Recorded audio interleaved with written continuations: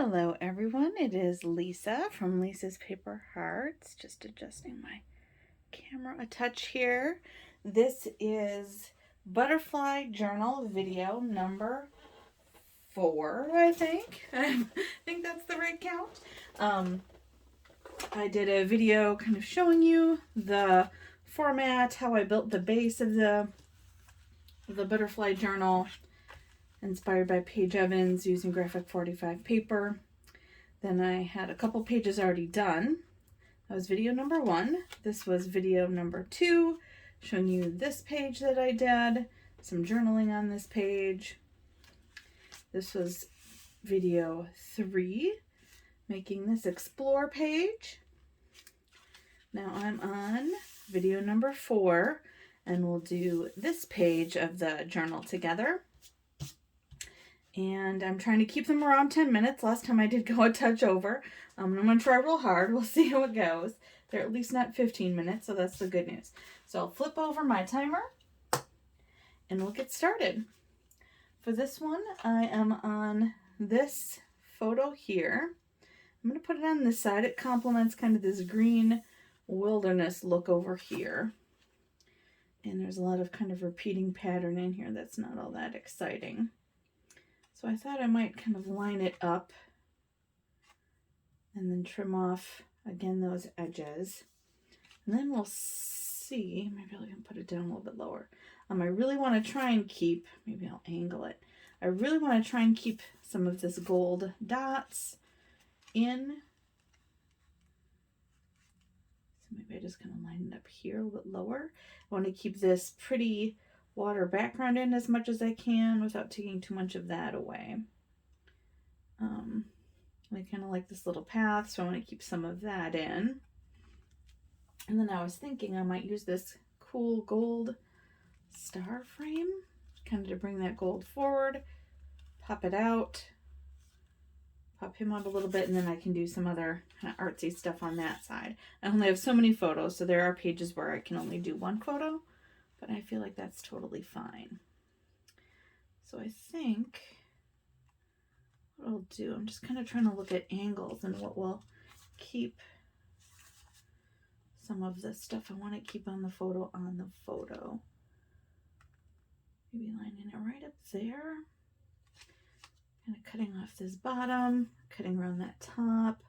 I think it gives good balance to this kind of black I have up there. Put this bright kind of towards the middle, but not right in the middle, which I think is cool. I don't want my son to be too close to the seam. I want him to be away from it a little, just because it makes it more interesting. And I can always trim down some of the rest of the photo if I want to, like I've done before. I'm going to flip it over this way because it helps me keep the photo in the spot that it is so that I can trace it. And again, nothing fancy. I'm just taking a regular pen and outlining the outline of the butterfly onto that photo and all the places where I want it cut off. And then take my scissors and I'm going to cut inside of there, because when I put this down, it has this pretty seams that I sewed on, or stitches that I sewed on, and I don't want to cover those all up. They're kind of like the border, so I cut inside a little bit more to give me a little bit more of that. Let's see. Right, just I kind of cut inside that line. And here I'm going to actually cut up on that.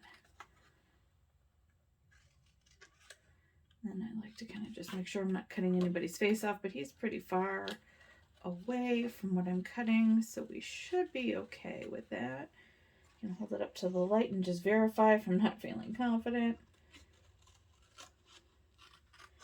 It's not like a super fussy cut. It's just, it's not perfectly even from where the pen marks are or anything. So I end up going in and trimming it more. Anyway, if you've seen the other videos, you know that. I don't like having all these corners, edges. I like to soften it a little bit and just kind of round it. Of course, now I dropped the photo on the floor. Okay, there it is.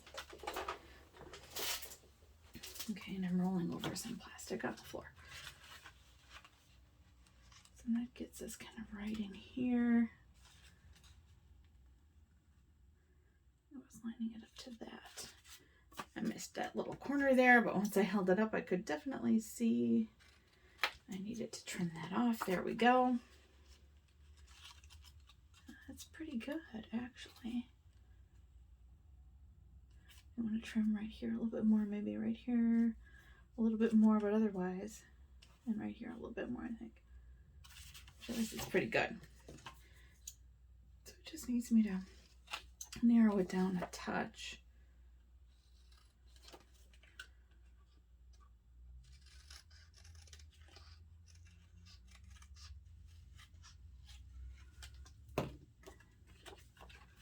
See how that is? I think that's really good. That is really good. And then to hold these down, I've been using this score tape or tear tape, and you can tear it. I don't generally like to tear it because I feel like the edge isn't smooth. See, there's a tear, but then see, then it gets all that. I just don't like that. So I cut mine. It takes a little bit longer, but not a lot longer. And then it just looks a little bit nicer. And I prefer that. It's my one OCD item is tear tape. I guess that's okay. I can live with it. Alright, it doesn't have to be perfect. I don't want that corner to hang off though. Some stuff will stick to it. So I just snip that off. There we go. Right, just kind of go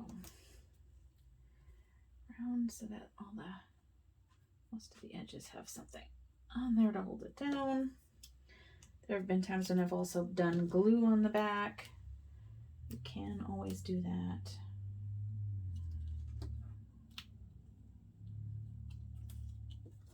I don't generally, but you can. One thing I have been doing is just pulling one piece of tape off so that I can kind of get it to line up where I want it to line up, and then I pull the rest off. That gives me a little bit more, I don't control, like I can move it around a little bit more. Just want to make sure this is all stuck down really well. And get this lined up where I want it. I want it kind of straightish.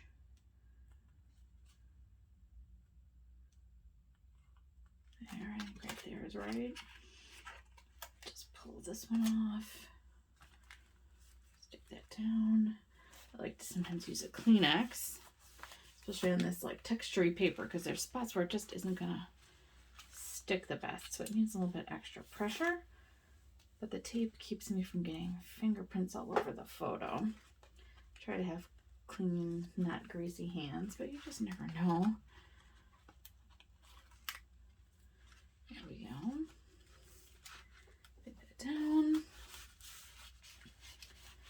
Stick, stick, stick. Nice. And like I said, I think, let's see now how this looks.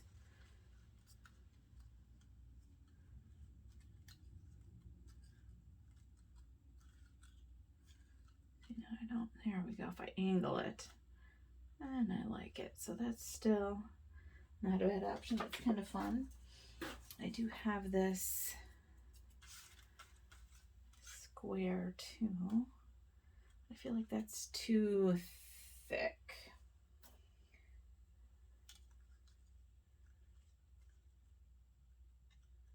Like I said, this I just kind of like because it pulls the gold. This is more of a rose gold and this is more of a yellow gold. It kind of pulls it down, brings it into this page, offsets the black. And I'd probably do this and then I could cut it, or it'll just fold fine too. This is paper, so it folds pretty easy.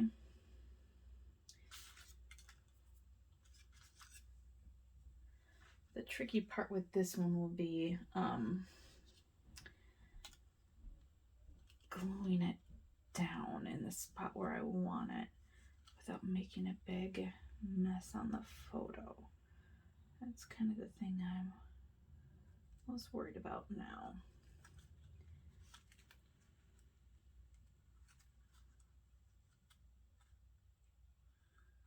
I'm just getting it to fit where I want it to fit without hanging over.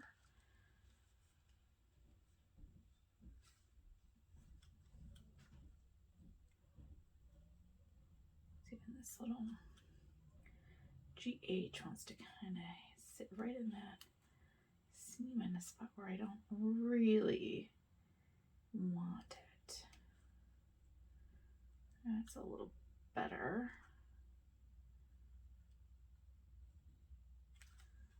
Tip it this way. See all these tricks, and I'm almost out of my 10 minutes. So I won't keep you. I'll fuss around with that till I get it in the right spot. But I'll put that there. And then I have some other little gold things, gold leaves and things that I might put somewhere here. We'll see. Right, or maybe I'll just put some gold sequins there. I don't have to think about what I might want to put there. Maybe a tag or something. But that is the time for this video. I'll keep playing with it. We'll see what I come up with.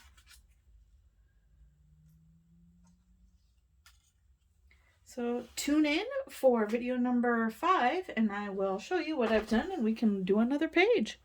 Thanks.